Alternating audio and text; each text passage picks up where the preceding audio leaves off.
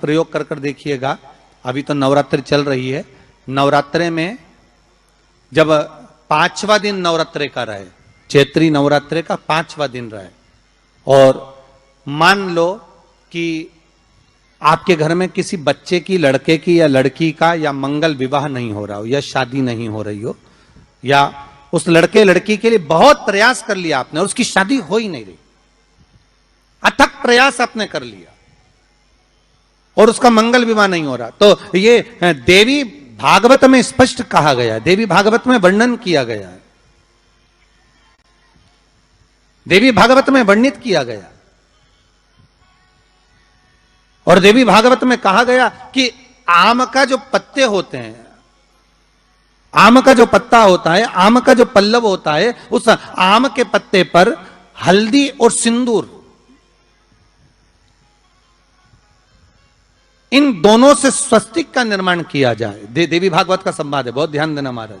जिन कन्याओं का विवाह ना हो पंचमी के दिन, नवरात्रे की कोई सी भी पंचमी, मतलब जो पंचमी तिथि पड़ेगी, कोई भी नवरात्रा हो, चाहे वो 4 नवरात्रे में से, चाहे वो पौष का हो, अश्विन का हो, चैत्र का हो, आषाढ़ का हो, किसी भी नवरात्रे में आप कर सकते हैं। एक पान के पत्ते पर, एक ही पत्ते पर जो 2 स्वस्तिक बनेंगे, एक हल्दी का बनेगा, एक सिंदूर का बनेगा। बस अंतर इतना है, जो हल्दी का स्वस्तिक है उस पर कंकु के चावल अर्थात रौली के चावल, रौली कुंकू के चावल रखना है, और जो सिंदूर का है उस पे हल्दी के चावल रखना। इतना रखकर जिस लड़का लड़की का विवाह नहीं होता उसकी हथेली पर रखकर उसका नाम और गोत्र बोलकर महाराज उसको ले जाकर नीम के पेड़ के नीचे उसको रख दिया जाता है। मात्र 3.5 या 4 महीने ऐसे रहते हैं जिसके अंदर उस लड़का लड़की का विवाह पक्का हो जाता है। जिसका विवाह नहीं होता केवल उसी के लिए। पंचमी कौन सी तिथि? पंचमी, चाहे वो शुक्ल पक्ष की हो चाहे वो कृष्ण पक्ष की। शिव महापुराण की कथा कहती है आपको सुख अनुभव हो जाए, कार्य सिद्ध। जिंदगी में कभी संपदा कम नहीं हो सकती, संपदा बढ़ती ही चली जाती है। संपदा घट नहीं सकती, बढ़ेगी और घटेगी, कष्ट नहीं आ सकता, रोग बीमारी तकलीफ नहीं आ सकती। आपके लिए तो लाभदायक है, समझ लो ये कथा।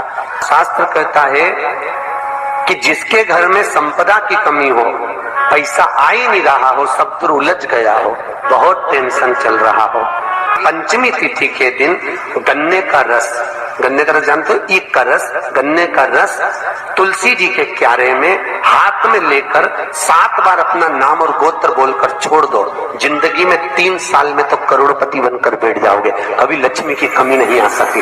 तैयारी में बैठे रहोगे कि फिर पंचमी तिथि आए। हमारे यहाँ सांपों की पूजन कौन से दिन होती है, कौन सी तिथि में करते हैं? जम के बोलो जरा। नाग पंचमी। नाग पंचमी का मतलब क्या है? सांपों की पूजन करो।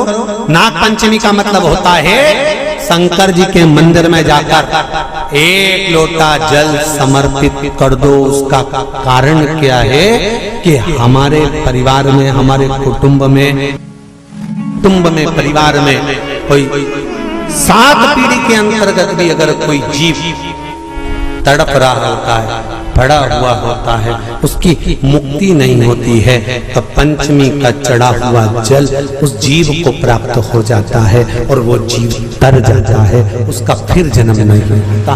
वो तर संपदा के लिए अर्थात जिसका व्यापार नहीं चलता, जिसके घर में पैसा नहीं आता, या नौकरी नहीं लग रही, या सर्विस नहीं लग रही, आप अप्लाई कर रहे हो, जगह जगह जाकर इंटरव्यू भी दे रहे हो और पैसा नहीं आता, तो उसके लिए भी प्रयास किया जाता है। पर उसके लिए यहाँ पर जो धन के लिए करते हैं, उसके लिए विष्णुपदी के लिए करते हैं। मतलब जैसे गंगा के जल में तुलसी के 11 पत्ते डाले जाते हैं और उसको किसी भी नारायण के मंदिर में, राम कृष्ण शिव, शंकर नहीं, राम कृष्ण भगवान विष्णु, दत्त आदि जितने नारायण के मंदिर है, उस मंदिर में किसी भी पात्र में, एक छोटे से पात्र में उसको भरकर रखी आते हैं महाराज। उससे भी जॉब, सर्विस, नौकरी में सफलता प्राप्त हो जाती है। परंतु वो भी एकादशी को ही होता है। कुछ देर तक पात्र को रखा जाता है, फिर वही पात्र का जल किसी भी वृक्ष के नीचे डाल दिया जाता है, उससे भी नौकरी के लिए फायदा मिलता है। गंगा का जल को एकादशी और द्वादशी इन 3 तिथियों पर एक रोटी में थोड़ा सा मीठा रखकर सोमक पितृ का नाम लेकर यदि गाय को खिला दिया जाता है,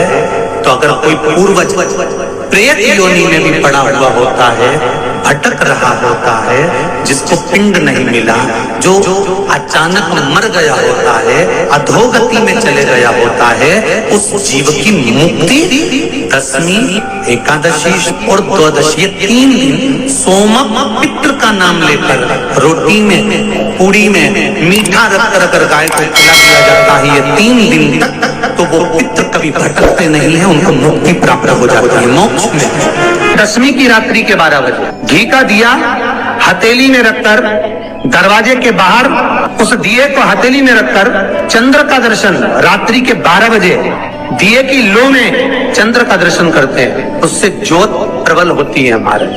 या तो होगा वो नौमी की रात्रि 12 बजे या दशमी की रात्रि की 12 बजे चंद्र का दर्शन, दीप घी का हाथ में जलाकर, नाम गोत्र अपना बोलकर, नरसिंह भगवान का स्मरण कर कर, ज्योति में चंद्र का स्मरण कर कर दर्शन किया जाता है। नेत्र कमजोर हो तो 3 या 4 दिन में ज्योतियों का क्रम बढ़ना प्रारंभ होता है। वैसे तो 15 दिन का लिखा है, पर शिव महापुराण कहती है 3-4 दिन का क्रम बहुत होता है, बढ़ता जाता है। केवल दशमी, चाहे उजाला की हो चाहे अंधेरे की। कौन से महादेव का नाम लेना है? श्रम्भेश्वर महादेव। जब कोई व्यक्ति चिड़चिड़ करता है, क्रोध करता है, गुस्सा करता है, तो महाराज शंकर भगवान का श्रम्भेश्वर महादेव का नाम लेकर 31 बेलपत्र, जिस व्यक्ति को क्रोध आता है उस व्यक्ति का स्मरण कर कर आखा चावल मतलब सेगे चावल के साथ एक बेलपत्र, 31 बेलपत्र कर कर शिव जी के शिवलिंग पर समर्पित करी जाती है, मात्र दशमी की तिथि के लिए। केवल दशमी, चाहे उजाला की हो चाहे अंधेरे की। कौन से महादेव का नाम लेना है? श्रम्भेश्वर महादेव, शिव जी का एक। छोटे छोटे बच्चे रहते हैं, कुछ कुछ बच्चों को माता जबरदस्ती के भोजन कराती है, खिलाती है, ठोकती, मारती, खिलाती है। कुछ कुछ बच्चे ऐसे रहते हैं वो कुछ खा ही नहीं पाते, मुख में दो और वॉमिटिंग कर देते हैं, उल्टी कर देते हैं। ऐसे बच्चों के लिए या जिस व्यक्ति को भोजन पचता नहीं और उदर में एसिडिटी रहती हो और जलन टाइप की होती हो, उसके लिए भी श्रम्भेश्वर महादेव का स्मरण है। सुंदर व्याख्यान वर्णन किया है। श्रम्भेश्वर महादेव के ठीक सामने अर्थात भगवान शंकर के किसी भी शिवलिंग के सामने एक तांबे के लोटे में जल रख लीजिए और जल के अंदर 3 बेलपत्र डाल दीजिए, एक पीपल का पत्ता डाल दीजिए, शमी के 11 पत्ते कलश को छुआकर शंकर भगवान के शिवलिंग पर श्रम्भेश्वर महादेव के नाम से चढ़ा दीजिए। उस जल को उठाकर ले आइए, 1 रात्रि तक घर के अंदर रखना है। उस जल को श्रम्भेश्वर महादेव का नाम लेकर जिस व्यक्ति को एसिडिटी होती हो या उदर खराब रहता हो या भोजन नहीं पचता हो या पेट से जुड़ी हुई प्रॉब्लम हो या बच्चों को भोजन कराते हैं और वो वोमिटिंग कर देते हो, ऐसे बच्चे को या भोजन नहीं भा रहा हो ऐसे व्यक्ति को उस जल को सवेरे दोपहर शाम 3 बार श्रम्भेश्वर महादेव का नाम लेकर आचमन कराना प्रारंभ कर दो, पिलाना चालू कर दीजिए। 3 या 4 दिन पिलाओगे, अपने आप उदर में भी आनंद रहेगा, बच्चा भोजन करना भी प्रारंभ कर देगा। श्रम्भेश्वर जिसको साइटिका की बीमारी होती है या स्लिप डिस्क की बीमारी होती है या कमर की रीढ़ की हड्डी कहीं बाकी टेढ़ी होने लगती है या नसें चोक होने लगी हों, काम ना कर रही हों, तो उसके लिए कुंदकेश्वर महादेव पर आप कोई भी सफेद कलर के पुष्प भगवान शंकर के मंदिर में कुंदकेश्वर के नाम से 31 फूल समर्पित करना है। 31 पुष्प और कुंदकेश्वर के नाम से 31 पुष्प समर्पित कर कर बेलपत्री के पेड़ के नीचे की जड़ थोड़ा सा भाग निकालकर ऊपर से छीलकर अंदर का भाग शंकर कुंदकेश्वर को चढ़ाना है। उस जड़ को लाकर उसको पीसना है और पीस कर सुबह के समय पर 3 बार उसका कुंदकेश्वर का नाम लेकर सेवन करना है। जिसको साइटिका और जिसको रीढ़ की हड्डी, स्लिप डिस्क, जिसको प्रॉब्लम होती है उसको बाबा कुंदकेश्वर एक ऐसे महादेव हैं, क्योंकि भगवान शंकर के चरण पर पार्वती के द्वारा फेंका गया कुंद का प्रहार हुआ और उससे बाबा को चोट लगी, जिससे बाबा का नाम कुंदकेश्वर पड़ा। जब आप जल शंकर को चढ़ाने तो रोज ही जाते, जब एकादशी का दिन रहे और शंकर जी के मंदिर में आप जल समर्पित करें तो 3 बार मुख से स्वधा स्वधा स्वधा या स्वधा स्तोत्र का पाठ जिसमें 12 श्लोक